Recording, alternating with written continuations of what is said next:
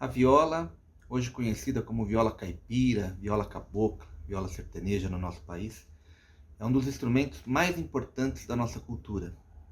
Instrumento que está intimamente ligado às manifestações culturais do interior do Brasil. Viola, ela é muito antiga, mais antiga do que o nosso país, e está presente desde o início da nossa colonização.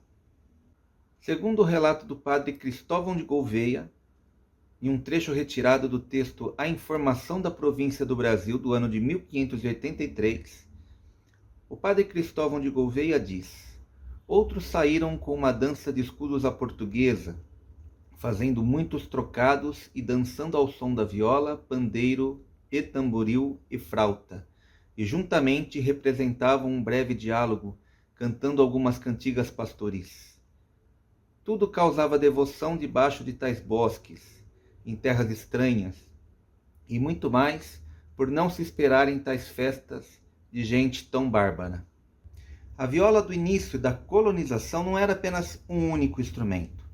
Eram vários instrumentos que circulavam na Península Ibérica desde o século XVI.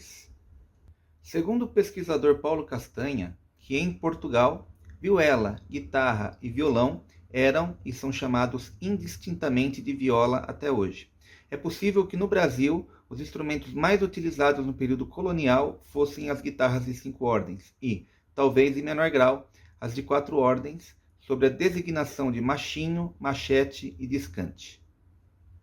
O pesquisador português Ernesto Veiga de Oliveira diz: entre nós continuam a aparecer as designações de guitarra e viola, aparentemente referidas ao mesmo instrumento, a primeira de certo traduzindo influências do espanhol.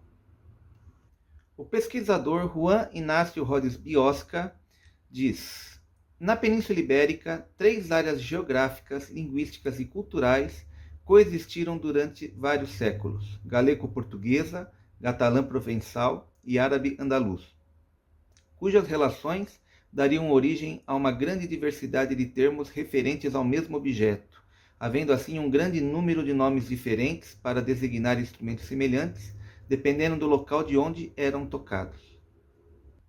Portanto, os instrumentos que circulavam no Brasil colonial entre o século XVI e o século XVIII eram a vihuela renascentista do século XVI, a guitarra de 4 ordens, que chamamos hoje de guitarra renascentista, também do século XVI, a guitarra de 5 ordens, hoje que chamamos de guitarra barroca, entre os séculos XVII e XVIII, a guitarra de 6 ordens, que chamamos de clássico-romântica, da segunda metade do século XVIII e começo do século XIX, e até mesmo a guitarra de 6 cordas simples, que chamamos hoje de guitarra romântica, e no Brasil, no começo do século XIX, era chamada de viola francesa.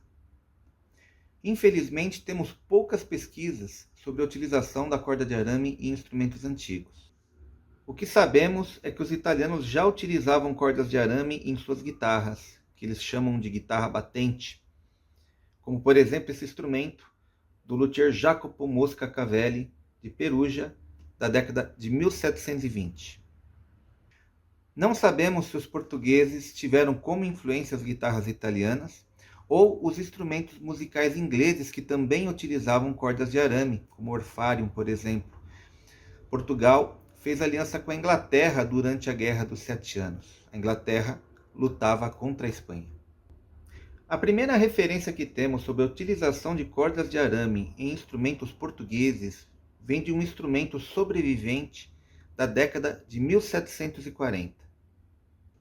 Segundo o pesquisador Darryl Martin, que teve a oportunidade de inspecionar o instrumento, esse instrumento encontra-se essencialmente em estado original, faltando apenas a roseta e apresentando alguns danos estruturais. Está incluído aqui porque existem indícios que sugerem que foi originalmente concebido como um instrumento de cordas de metal, apesar de não possuir várias características associadas à guitarra batente.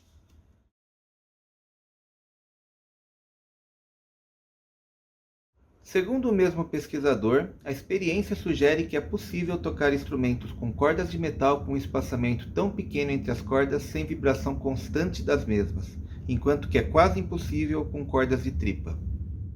Mas é a partir do método Nova Arte de Viola, escrito por Manuel da Paixão Ribeiro em Coimbra, Portugal, no ano de 1789, que temos a primeira referência por escrito de uma viola portuguesa afinada com cordas de arame. Este livro traz informações muito importantes para a gente. Diferente de outros métodos que foram escritos por músicos de corte, o Nova Arte de Viola foi escrito por um amador.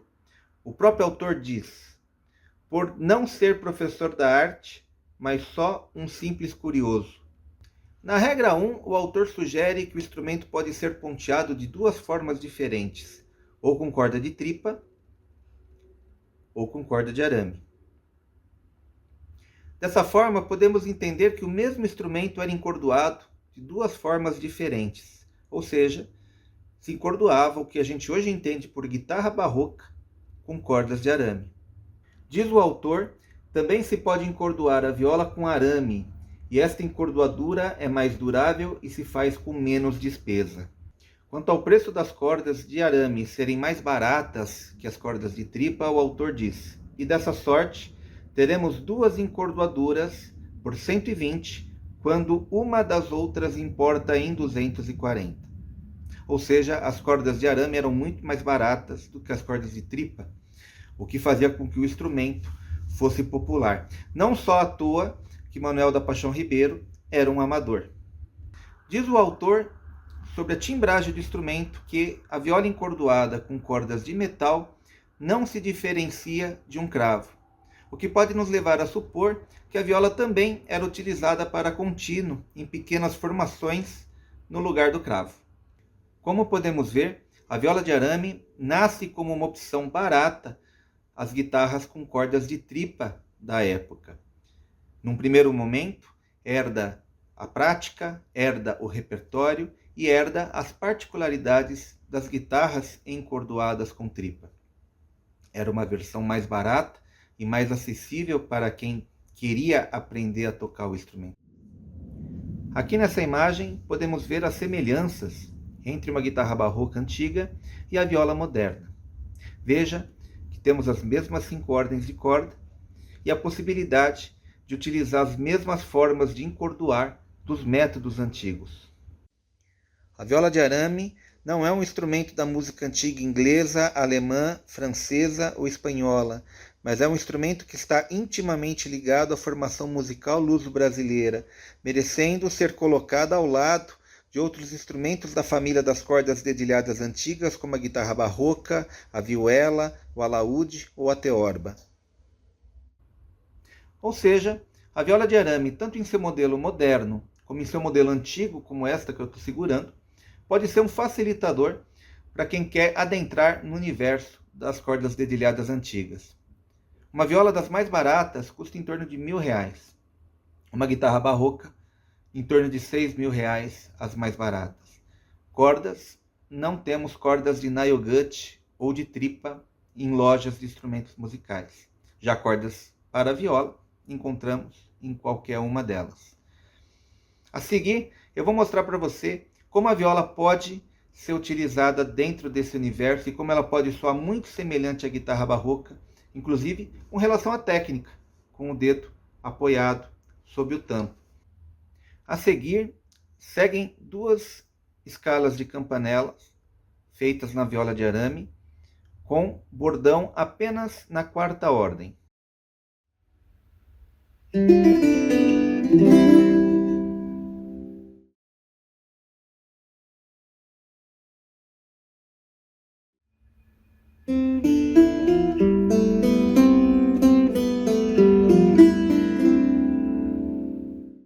A seguir, vou tocar 3 peças do repertório de guitarra barroca, com as 3 formas mais usuais de se encordoar o instrumento.